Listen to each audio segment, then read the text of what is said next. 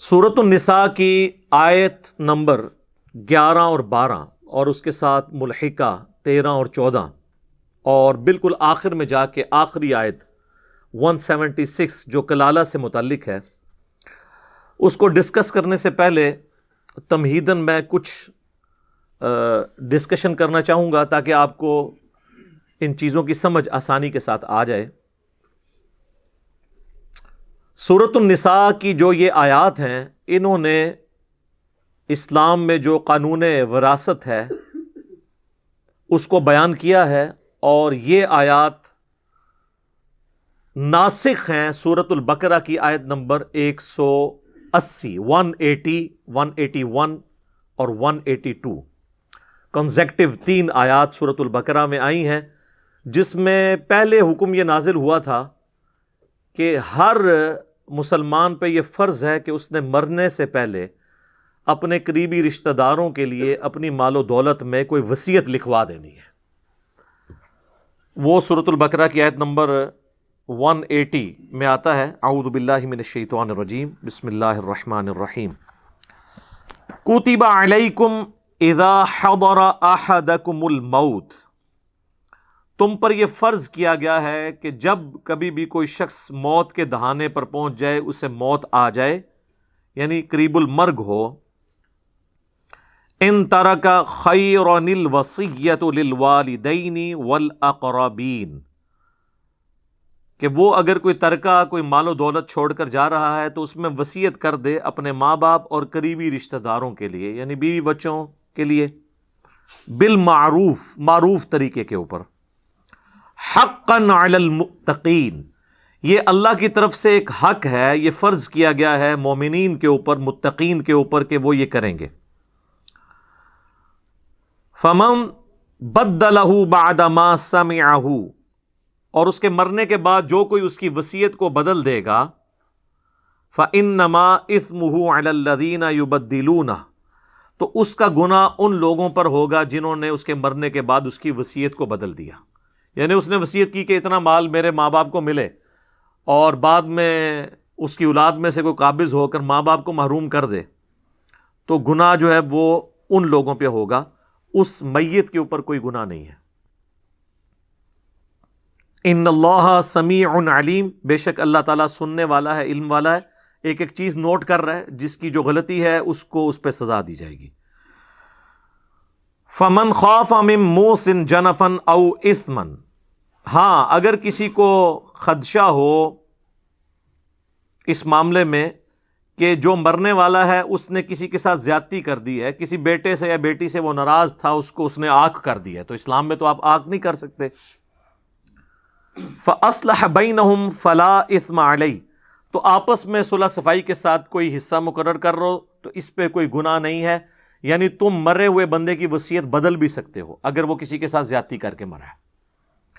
ان اللہ غفور الرحیم، بے شک اللہ تعالیٰ بخشنے والا ہے، مہربان ہے۔ تو یہ جو آیات تھی نا، ان میں حکم تھا کہ مرنے سے پہلے وصیت کرنی ہے، اور دیکھ لیں اس میں ماں باپ کا اور قریبی رشتہ داروں کا ذکر آیا، لیکن یہ سورۃ البقرہ ہے جو شریعت محمدیہ صلی اللہ علیہ وآلہ وسلم کا بلیو پرنٹ اور ابتدائی خاکہ ہے، اور شریعت محمدیہ صلی اللہ علیہ وآلہ وسلم کے جو فائنل احکام ہیں وہ سورۃ النساء اور سورۃ المائدہ میں ہے۔ اب ہم پڑھ رہے ہیں سورۃ النساء، تو اس میں یہ جو آیات ہیں، سورہ نساء کی آیت نمبر 11 اور 12 اور پھر آخری آیت 176، ان آیات نے سورۃ البقرہ کی ان 3 آیات کو منسوخ کر دیا، یہ ناسخ ہیں۔ وہ اکثر علماء کہہ رہے ہوتے ہیں جی ناسخ و منسوخ کا علم پتہ ہونا چاہیے۔ بمشکل 5 قرآن میں آیات ہیں جو منسوخ ہوئی ہیں، اور ان کی ناسخ آیات قرآن میں موجود ہیں، تو آلموسٹ 6,500 کے قریب آیات ہیں۔ ان سے لوگوں کو دور کرنے کے لیے ان 5 مقامات کی لوگ مثال دیتے ہیں، اور ان سے بھی ذرا پوچھ لیں کون سی ہیں، تو اکثر علماء کو بھی نہیں پتا ہوتی۔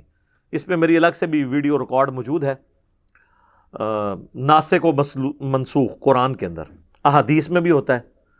تو یہ آیات جو ہیں اس کو منسوخ کرنے والی ہیں، کیونکہ ان آیات میں سورۃ النساء کے اندر اللہ تعالیٰ نے خود ہی حصہ مقرر کر دیا کہ آٹومیٹکلی جو بندہ مرے گا نا اس کے ماں باپ کو اتنا حصہ ملے گا، اس کی بیویوں کو اتنا حصہ ملے گا، اس کی اولاد کو اتنا حصہ ملے گا، اور اگر اولاد نرینہ نہیں ہے تو پھر اس کے بہن بھائیوں کو اتنا حصہ ملے گا، اور اگر کلالہ ہے تو پھر اس کے بہن بھائیوں کو اتنا حصہ ملے گا۔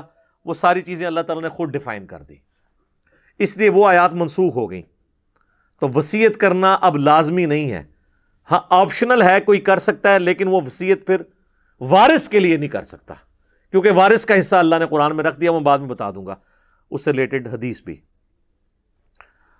تو قانون وراثت جو ہے اسلام کا، اس کو احادیث کی ٹرمنالوجی میں کہتے ہیں کتاب الفرائض، یا عربی میں کتاب الفرائض ضاد ہے۔ جس طرح ہم طہارت سے جو متعلق احادیث ہیں وہ کتاب الطہارہ ہوتی ہے، روزوں سے متعلق احادیث کتاب الصیام یا کتاب الصوم میں ہوتی ہیں، اسی طریقے سے تقدیر سے متعلق جو احادیث ہیں وہ کتاب القدر میں ہوتی ہیں، یعنی یہ چیپٹرز کے نام ہیں۔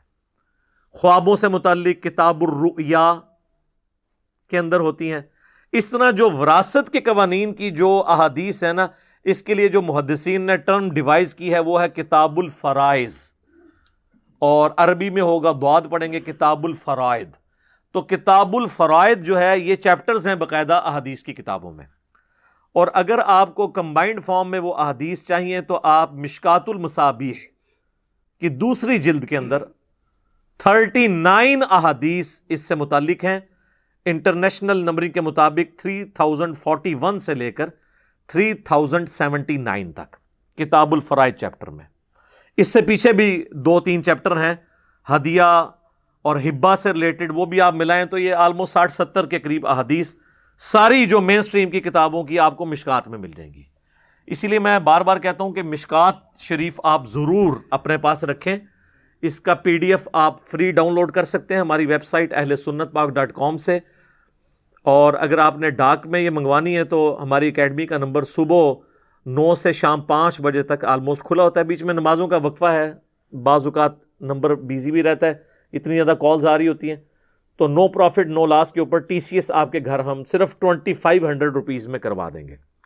اور یہ 3 جلدیں ہیں، آلموسٹ 800-900 صفحوں کی ایک جلد ہے، ایک جلد کی فوٹو کاپی 2000 میں نہیں ہو سکتی، اور ہم تینوں جلدیں اکیڈمی سے آ کے لیں تو 2000 کی، اور ڈاک میں منگوائیں تو 2500 کی، کیونکہ ہم نے TCS کروانا ہوتا ہے۔ تو نو پروفٹ نو لاس کے اوپر ہم دے رہے ہوتے ہیں تاکہ لوگ کتابوں کے ساتھ شغف رکھیں۔ تو اسے میں نے ڈکلیئر کیا ہے انسائکلوپیڈیا آف حدیث، بخاری، مسلم، ابو داؤد، ترمذی، نسائی، ابن ماجہ، اس کے علاوہ بھی آلموسٹ کل 13 کتابوں کے نوٹس ہیں اہل سنت کی مین سٹریم کی مشکات المصابیح کے اندر۔ یوٹیوب پہ میری ایک ویڈیو بھی ہے انٹروڈکشن آف مشکات، وہ آپ دیکھ لیں تو میں نے کافی تفصیل سے اس پہ گفتگو کی ہے۔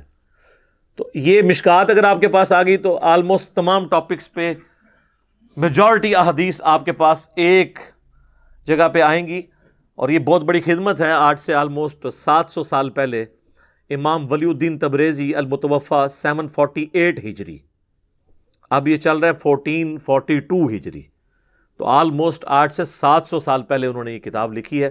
پوری دنیا کے اندر یہ اہل سنت کے مدارس کے اندر تمام مکاتب فکر جتنے ہیں ان میں پڑھائی جاتی ہے۔ تو اس کے اندر آپ کو کتاب الفرائض چیپٹر میں وہ ساری احادیث مل جائیں گی انشاءاللہ تعالی۔ قانون وراثت کے کانٹیکسٹ میں 3 ٹرمنالوجیز، 3 اصطلاحات کو آپ سمجھ لیں۔ نمبر 1 ہے ہدیہ، یا اسے ہبہ بھی کہتے ہیں، اسے عطا بھی کہتے ہیں، اسے اردو میں تحفہ بھی کہتے ہیں۔ دوسری ٹرم ہے وصیت۔ وصیت یہ ہے کہ کوئی شخص یہ کہے کہ میرے مرنے کے بعد یہ فلاں کو مل جائے۔ ہبہ یہ ہے کہ وہ اپنی زندگی میں کسی کو گفٹ کر دے۔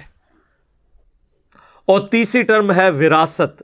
وراثت یہ ہے کہ آٹومیٹکلی مرنے کے بعد جن جن کا حصہ اس دولت میں بنتا ہے وہ ان کو مل جائے گا۔ تو یہ تینوں ٹرمز الگ سے ہیں، ہبہ یا جسے ہدیہ بھی کہتے ہیں یا گفٹ، وصیت یعنی میرے مرنے کے بعد، گفٹ ہے اپنی زندگی میں اپنے ہاتھوں سے وصیت میرے مرنے کے بعد فلاں کو ملے، زندگی میں ہی مالک ہوں، اور وراثت آٹومیٹکلی ٹرانسفر ہو جائے گی مرنے کے بعد جس کا جو حصہ ہے۔ اب آ جائے اس میں پہلی ٹرم جو ہے ہدیہ۔ ہدیہ اور گفٹ یہ آپ اپنی زندگی میں اپنے قریبی رشتہ داروں کو بھی کر سکتے ہیں، کسی این جی او کو بھی کر سکتے ہیں، کسی مدرسے کو بھی کر سکتے ہیں، لیکن اولاد میں جب کریں گے تو آپ نے ایکولی ڈسٹریبیوٹ کرنا ہوگا، اور اس میں مرد و عورت کی تفریق بھی نہیں ہوگی، لڑکی ہے یا لڑکا برابر کا حصہ ہوگا۔ اس کانٹیکسٹ میں حدیث ہے صحیح بخاری اور صحیح مسلم کے اندر، سیدنا نعمان ابن بشیر رضی اللہ تعالیٰ عنہ کہتے ہیں کہ میرے والد مجھے نبی علیہ السلام کی خدمت میں لے گئے اور عرض کیا اللہ کے رسول، میں نے یہ اپنا جو بچہ ہے اس کو ایک غلام ہبہ کیا ہے، ہدیہ دیا ہے، تحفہ دیا ہے۔ تو آپ صلی اللہ علیہ وآلہ وسلم نے پہلا سوال یہی کیا کہ کیا تم نے اپنی باقی اولاد کو بھی ایک ایک غلام گفٹ کیا ہے؟ تو انہوں نے کہا نہیں۔ تو آپ نے فرمایا کیا تم یہ خواہش رکھتے ہو کہ تمہاری باقی اولاد بھی تمہارے ساتھ حسن سلوک کرے جس طرح یہ کرتا ہے؟ ان کا یا رسول اللہ جی، اپنے آگ لینے کے لیے تو ہر کوئی بندہ ہی تیار ہوتا ہے۔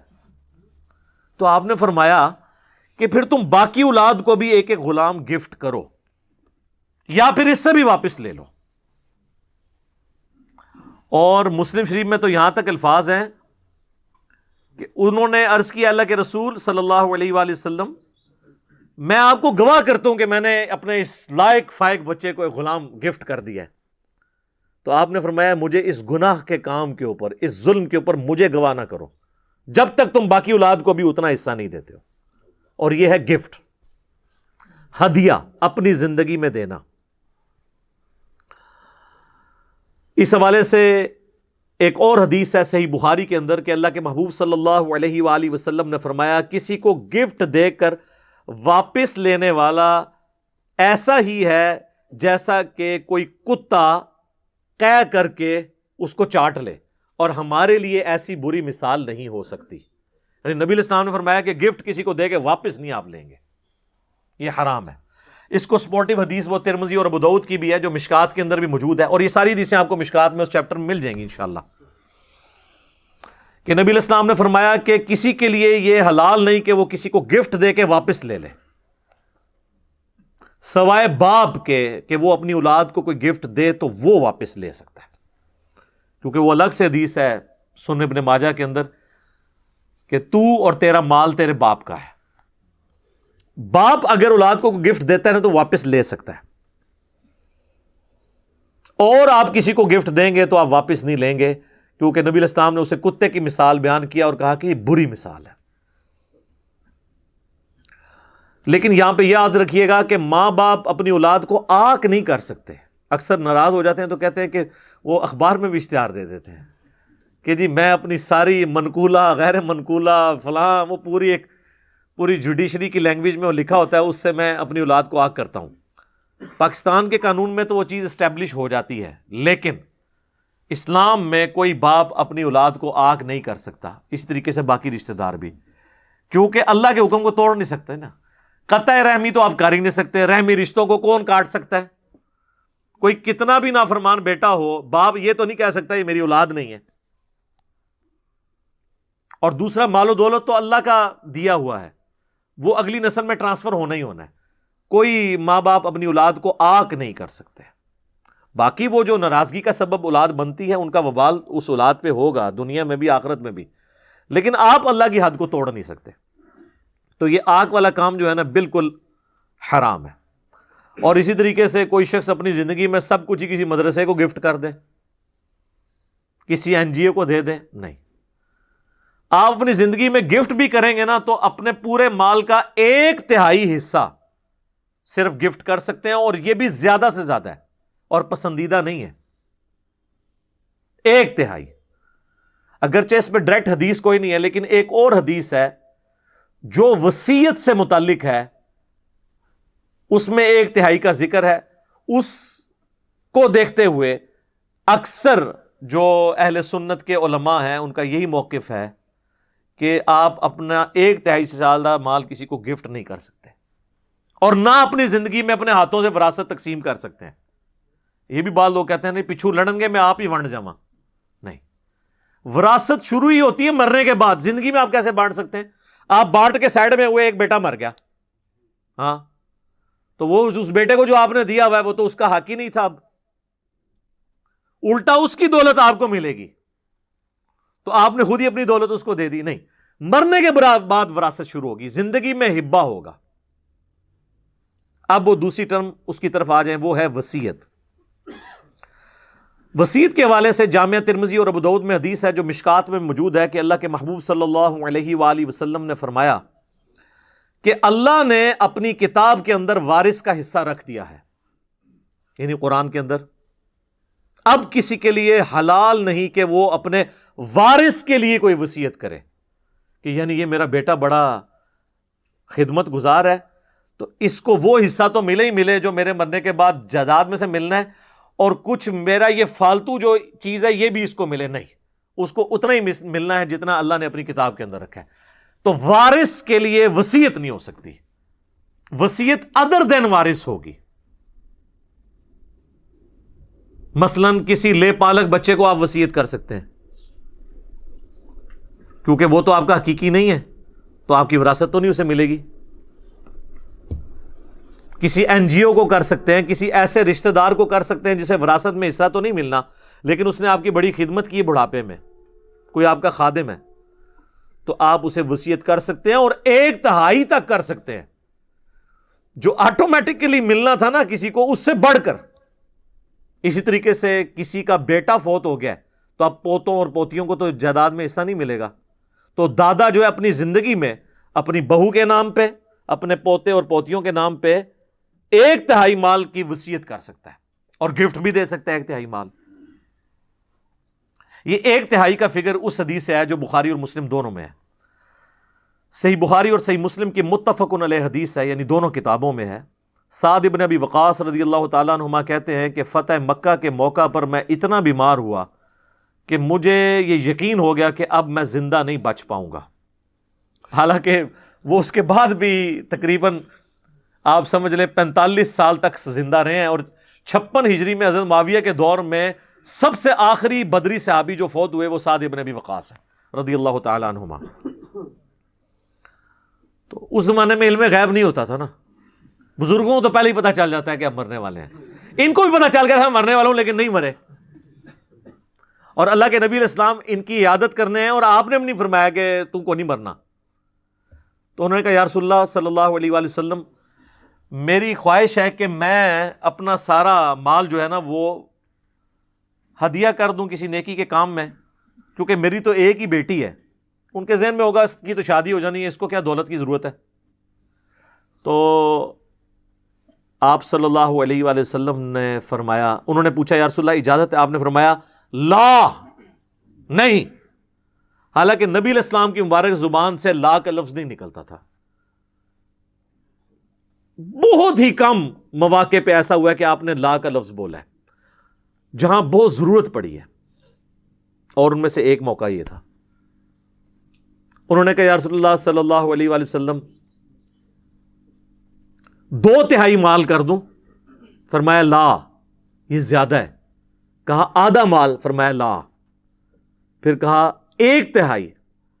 تو آپ نے فرمایا یہ بھی زیادہ ہے لیکن اس کی میں تمہیں اجازت دیتا ہوں. تو اس سے پتا چلا کہ وصیت، ہبہ، یہ ساری چیزوں میں یہ بنیادی حدیث یہ ہے بخاری اور مسلم کی کہ 1/3 سے زیادہ نہیں کرنا. سارا کچھ ہی دے کے چلے جائیں گے تو پچھڑوں کو کیا ملنا ہے.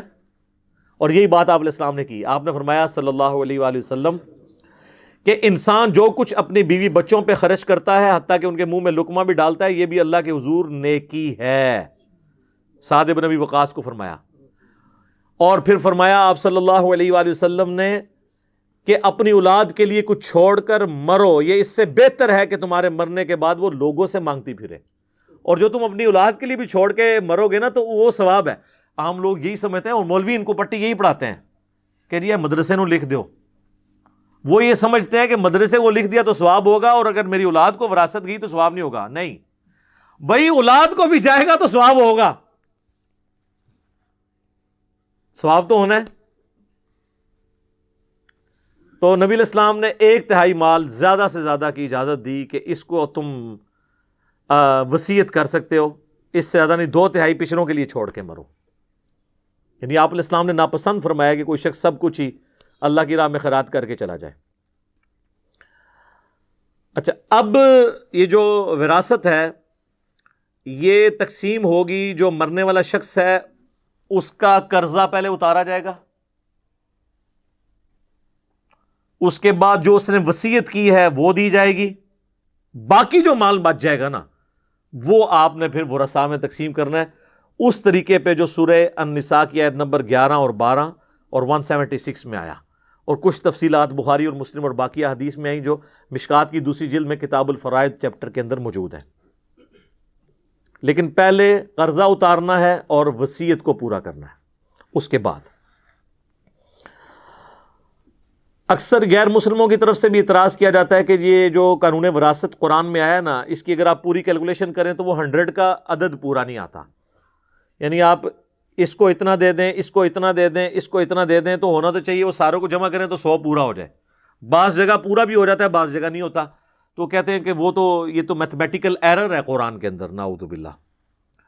تو ان کو پتہ نہیں ہے کہ اسلام کا سورس آف نالج صرف قرآن نہیں ہے بلکہ سنت بھی ہے. جو چیزیں قرآن میں تفصیل سے نہیں آئیں وہ سنت کے اندر یعنی صحیح الاسناد حدیث کے اندر آئی ہیں. چنانچہ اس میں ایک بنیادی حدیث ہے جو بخاری اور مسلم دونوں کے اندر ہے. نبی صلی اللہ علیہ وآلہ وسلم نے فرمایا کہ مقررہ حصہ مستحقین کو دینے کے بعد جو بچ جائے تو وہ سب سے قریبی مرد رشتہ دار کا ہے. یعنی آپ نے جائیداد تقسیم کی اور کچھ بچ گئی، اس تقسیم کے بعد بھی جو اللہ نے مقرر کی ہے تو سب سے قریبی جو مرد رشتہ دار ہے اس کو ملے گا. یعنی چچا اور تایا یا چچا اور تایا کی اولاد. اس کانٹیکسٹ میں ایک اور سپورٹیو حدیث ہے جو بخاری اور مسلم دونوں میں ہے کہ بھتیجا اور بھانجا تمہارے خاندان اور قوم میں شمار ہوگا. چچا اور تایا فوت ہو گئے ہیں تو فرسٹ کزن جو ہے نا ان کو جائیداد چلی جائے گی. اور ایک اور ایشو اسی سے ریلیٹڈ ہے، وہ بخاری اور مسلم دونوں میں حدیث ہے. نبی علیہ السلام نے فرمایا کہ مسلمان کسی کافر کا وارث نہیں ہوگا اور کوئی کافر مسلمان کا وارث نہیں ہوگا. یعنی اگر کسی کی اولاد کافر ہو گئی ہے اور دین چھوڑ گئی ہے، اب اس کو اپنے باپ کی جائیداد سے کچھ نہیں ملے گا. اور ایک اور کریٹیکل حدیث ہے جو جامعہ ترمذی میں ہے کہ قاتل مقتول کا وارث نہیں ہے. یہ اکثر آپ سنتے ہیں نا ٹی وی پہ بھی کہ اولاد نے جائیداد کی خاطر باپ کو مار دیا. تو جامعہ ترمذی میں حدیث ہے، مشکات میں بھی ہے کہ قاتل اپنے مقتول کا وارث نہیں ہو سکتا. سگا بیٹا بھی ہے، قرآن میں حصہ موجود ہے. اب قرآن میں تو یہ بات نہیں لکھی ہوئی تھی لیکن قرآن کے یہ خلاف نہیں ہے، کیونکہ قرآن میں یہ بھی نہیں لکھا ہوا کہ جو قاتل ہے وہ مقتول کا وارث ہوگا. اکثر لوگ کہتے ہیں جی قرآن کے خلاف ہو گیا، جی قرآن میں تو ہے کہ اولاد کو ملے گا. خلاف تب ہوگا جب 180 ڈگری سٹیٹمنٹ ہوگی. تو قرآن میں کہیں لکھا ہوا ہے کہ قاتل جو ہے وہ اپنے مقتول کا وارث ہو سکتا ہے. وہ کہتے ہیں نہیں لکھا تو نہیں ہوا لیکن انڈرسٹوڈ ہے. نہیں، انڈرسٹوڈ نہیں ہوتا. وہ ترمذی میں حدیث ہے اور لاجیکل ہے، ورنہ تو سارے ایک دوسرے کو چکیاں بن گے تو جائیداد مالک ہو جان گے. تو یہاں پہ لوگ جائیداد ہتھیانے کے لیے قتل نہیں کر دیتے. تو جو قاتل ہے نا، وہ جس کو قتل کر رہا ہے نا، چاہے اس کا بیٹا ہے، اس کا بھائی ہے، وہ اس کی جائیداد میں سے اسے 0 سزا تو اس نے دنیا اور آخرت میں بھگتنی ہے، جائیداد نہیں اسے ملے گی.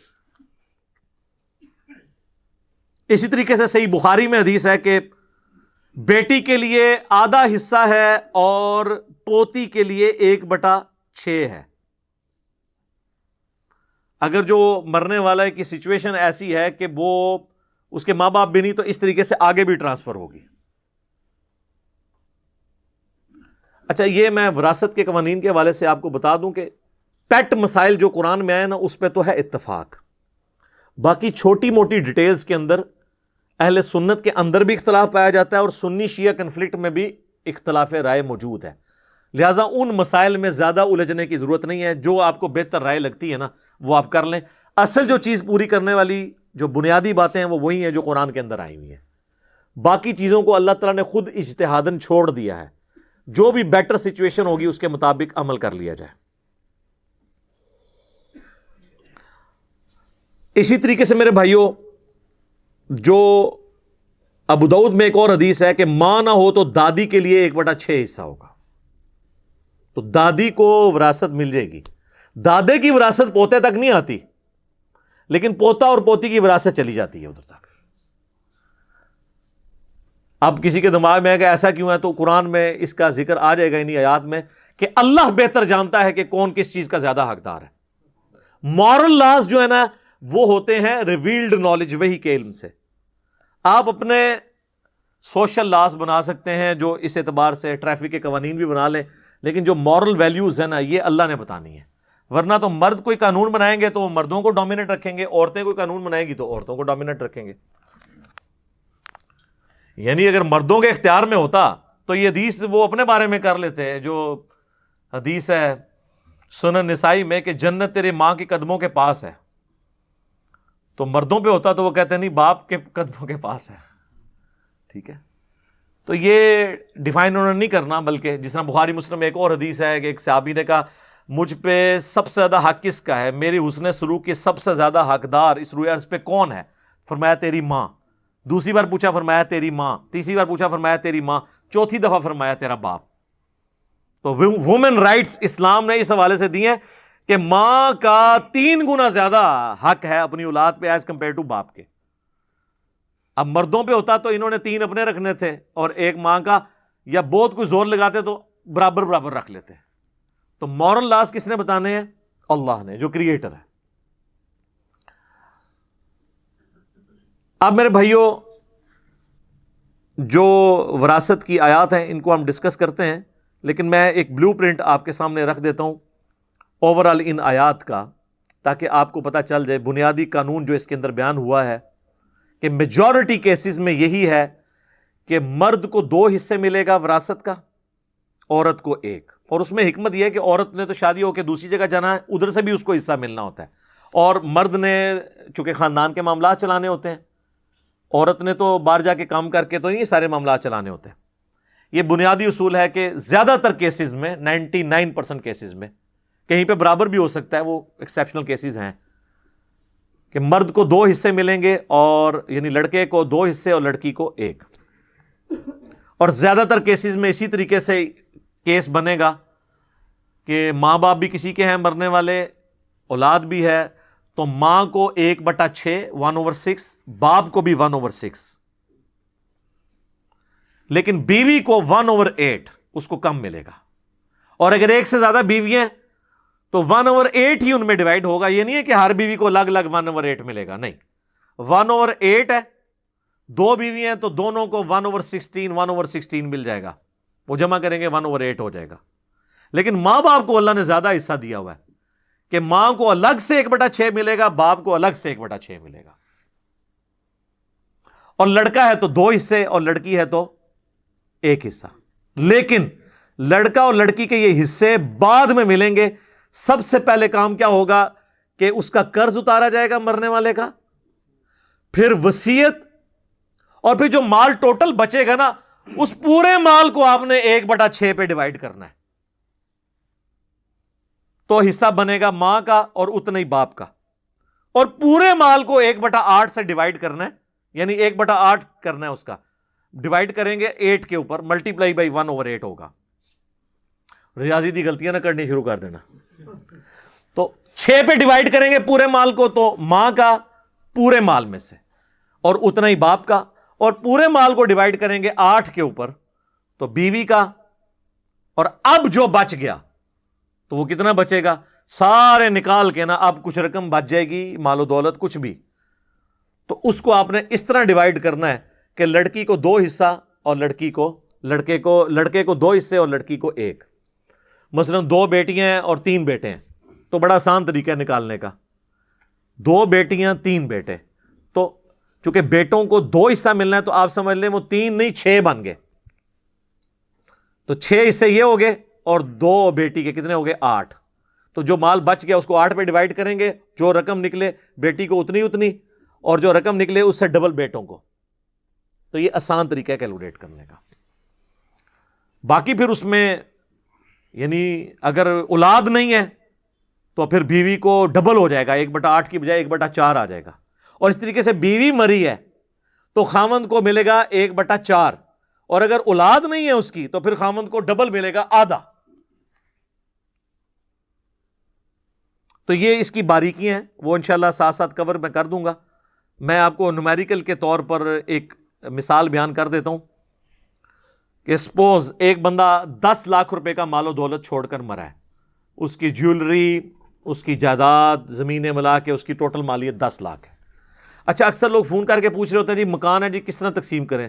سر دنیا کوئی فارمولہ نہیں مکان نو تقسیم کرنے دا کہ اینیاں اٹاں فلانے نو دے دو، مکان ہے تو اس کو لیکویڈیٹ کریں۔ وراثت کے مسائل ہمیں لوگ آگے پوچھتے ہیں، میرے بھائی ہم آپ کو اصول بتائیں گے، اب وہ کام آگے تو پراپرٹی ڈیلر کا کام تو ہم نے نہیں کرنا۔ آپ کو یہ تو بتا سکتے ہیں شادی کرنا سنت ہے اور یہ کوالٹیز لڑکے اور لڑکے میں ہو، رشتہ تو آپ کو ڈھونڈ کے نہیں دے سکتے۔ تو یہاں پہ بھی یہ آپ نے خود کرنا ہے، جو بھی دولت ہے اس کو آپ یہ سپوز کر لیں کہ آپ نے اس کو لے کے آنا ہے پیسوں کی فارم میں، اس کے بعد یہ تقسیم ہوگی نا۔ یہ تو ہو ہی نہیں سکتا کہ آپ کہیں جی اتنی دکانیں ہیں، 3 میں انہوں دے دیا، 2.5 انہوں دے دیا، بھائی قیمت جب تک نہیں لگوائیں گے کیسے پتہ چلے گا؟ ایک دکان کی ہو سکتا ہے اس کی ایک دکان 3 سے زیادہ مہنگی ہو، تو بہتر ہے کہ ساری جائیداد کو بیچیں۔ ہاں یہ ہو سکتا ہے کہ اگر ورثہ خود آپس میں کچھ کر لیں طے کر کے، پھر جواز موجود ہے، لیکن وہ والا طے نہ ہو جس طرح وہ کہتے ہیں جی وہ بہنوں نے تو کہہ دیا ہم نے لینا ہی نہیں ہے اور بہنوں نو فارغ کر دینا۔ میں تک نہ کسی بھن دے ہاتھ جا کے تسی 3 لاکھ روپے رکھو تو پھر بھرا نو کہ اے لے بھرا ہے گفٹ لے لے۔ وہ بہنوں کو پتا ہوتا ہے کہ جناب یا بھرا رکھ لئیے یا جائیداد لے لئیے، کیونکہ عورتوں کو تو ہر وقت انسیکیورٹی رہتی ہے نا کہ اگر ہم یہاں سے طلاق ہوگی تو پیچھے ہم کہاں جائیں گی۔ تو ان کو رشتہ داروں کا، اور اکثر اوقات عورتوں کے اندر یہ خامی ہے کہ ان کو اپنے بھائی اور بھائیوں کی اولاد بعض اوقات اپنے خاوند اور اپنی اولاد سے بڑھ کے عزیز ہوتے ہیں، چاہے وہ جتنا مرضی ذلیل کریں ان کو۔ تو اس لیے وہ کہتے ہیں جائیداد نہ ہی لیں ان سے۔ ویسے تو آپ ذرا جو کہتے ہیں نا جی اس طرح گفٹ ہو سکتا ہے، تو وہ عورت ایک دفعہ پیسے لے اور اپنے خاوند اور بچوں کو بھی بتا دے کہ جی میرا 30 لاکھ روپے مجھے ملا ہے باپ کی طرف سے، تو بچوں میں آپ کو گواہ کرتی ہوں کہ میں اپنے بھائی کو گفٹ کر رہی ہوں، میں تک نہ کیڑا بچہ کرن دینا ہے۔ سب کہانیاں بنائی ہوئی ہیں، ان سے نمازیں پڑھوا لیں، داڑیاں رکھوا لیں، باقی سارے نیکی کے کام کروا لیں، بہنوں کی جائیداد یہ ہڑپ کر لیتے ہیں۔ اور وہ ہم پڑھ چکے ہیں سورہ نساء میں کہ جو لوگ یتیموں کا مال نہ حق کھا رہے ہیں، جائیداد چاہے یتیم کی ہو یا غیر یتیم کی، وہ اپنے پیٹوں میں دوزخ کی آگ بھر رہے ہیں۔ ہاں جی، اور بخاری مسلم میں حدیث ہے جس نے ایک بالشت کسی کی زمین دبا لی 9 انچ، 7 زمینوں کا توق اس کے گلے میں ڈالا جائے گا قیامت والے دن۔ یہاں پورے پلاٹ ہڑپ کر جاتے ہیں، مذاق بنایا ہوا ہے، اور پھر کہتے ہیں کہ جی وہ جی بہنوں نے خود ہی معاف کر دیے۔ بہنیں بیچاری کیا کریں؟ اور بعض اوقات یہ بھی کیڑا ہوتا ہے کہ جی وہ یہ بہن جب ہم نے شادی کی تھی اس کو زیور اور ہم نے جہیز دے دیا تھا تو وہی وراثت ہوگی۔ نہ سر، وہ ہبہ ہے، گفٹ ہے۔ وراثت تو مرنے کے بعد ہوتی ہے، اس کا وراثت سے کوئی تعلق نہیں ہے، وراثت تو آپ کو دینی ہوگی۔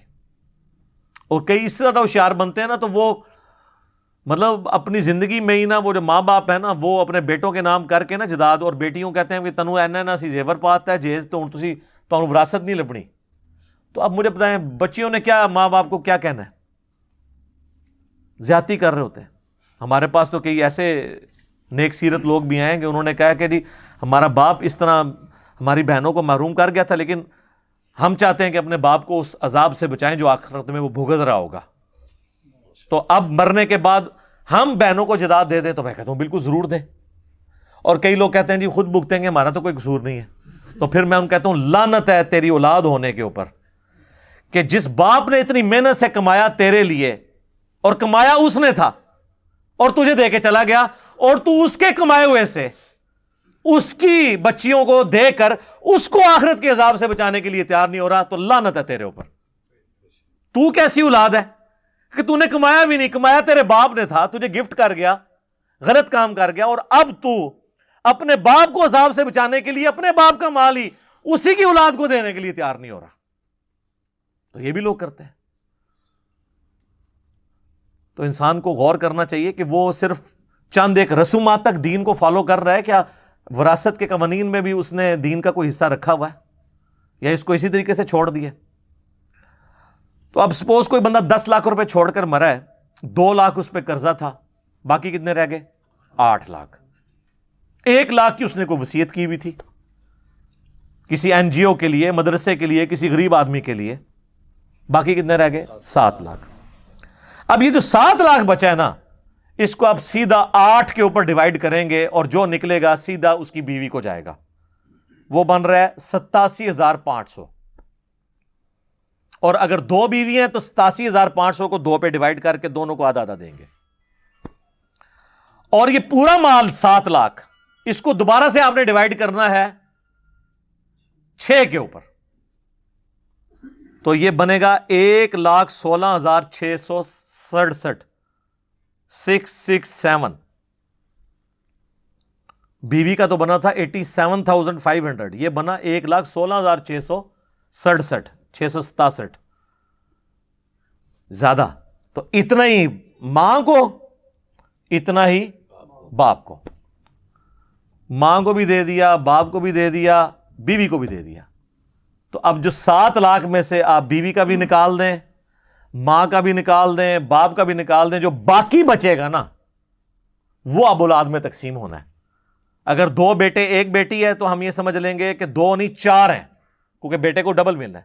تو 4 اور 1 بیٹی 5. 5 پہ ڈیوائڈ کریں گے تو جو رقم آئے گی نا وہ آپ دے دیں گے اس کی بیٹی کو, اور اتنی رقم ڈبل کر کے, یعنی 2 دفعہ بیٹے 1 بیٹے کو اور 2 دفعہ دوسرے بیٹے کو. یہ سمپل ہے. باقی میں نے آپ کو ایک جنرل پورا ایک بلیو پرنٹ کلیئر کر دیا. سورہ نساء کی آیت نمبر 11 اور 12 ہم جلدی سے کور کر لیتے ہیں, اور کلالہ والی آیت جو آخری ہے 176 اس کو بھی. باقی جب وراثت کے اس طرح کے ایشو آئے نا تو خود کاپی پینسل لے کے بیٹھنے کی بجائے کسی سمجھدار بندے سے رابطہ کریں, کسی عالم دین کے پاس چلے جائیں, اور صرف اس پہ بھی رلائی نہ کر لیں, اس کو کہیں بتائیں کہاں لکھا ہوا ہے, کس طریقے سے ڈیوائڈ ہوگا. اور یہ فون پہ نہیں یہ مسئلے حل ہوتے ہیں. اکثر لوگ فونوں کے چکر میں پڑے ہوتے ہیں, فون پہ نہیں پتا ہوتا. اب فون پہ کیسے پتا ہے کسی پہ کیا قرضہ ہے؟ کئی لوگ مسائل پوچھتے ہیں, وہ آدھی بات بتاتے ہیں آدھی بتاتے نہیں ہیں. فون پہ نہیں ہے, ریٹن میں فتویٰ مانگا جاتا ہے, اور اس میں سارے سٹیک ہولڈر موجود ہوں. یہ نہ ہو کہ آپ غلط بیانی کر رہے ہو. تو ہماری اکیڈمی میں لوگوں کے فون آتے رہتے ہیں, جی یہ تقسیم کر دیں. جی وہ میرے بھائی پوری دنیا میں اور کوئی جگہ نہیں ہے. وراثت کی تو چیزیں وہ ہیں جو قرآن کے اندر آئی ہیں, اس میں تو اختلاف ہی کوئی نہیں ہے. اس میں تو حنفی شافی والا مسئلہ ہی نہیں وراثت کے قوانین کے اندر. میجورٹی چیزوں میں وہ بہت ایکسیپشنل کیس ہے جس میں کوئی چیز ایسی آ جائے, ادروائز عام جو کیسز ہوتے ہیں نا وہ اسی طریقے سے ہو رہے ہوتے ہیں. تو اس کے لیے جو ہے نا وہ آپ کسی بھی ذمہ دار عالم دین سے رابطہ کریں, خود اس کے پاس کیلکولیٹر لے کے بیٹھ جائیں اور ڈیوائڈ کر کے جو جو حصہ بنتا ہے جس کا بنتا ہے وہ اس کو دیں. اور یہ جو بہنوں سے معافی والا چکر ہے نا, اس سے آپ بچ کے ہی رہیں, یہ بہت بڑا فتنہ ہے.